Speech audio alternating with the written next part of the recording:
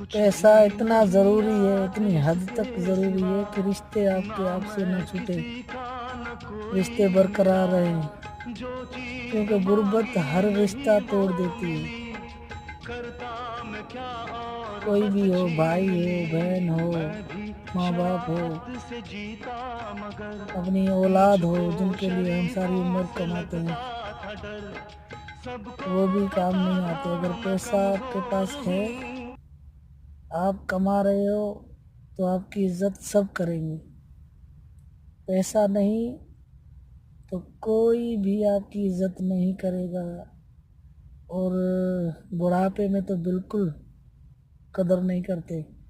اس لیے پیسہ ضروری ہے رشتے بچانے کے لیے۔ محنت کرو اور کماؤ، سیونگ کرو، اور رشتے برقرار رہیں گے۔ سلام۔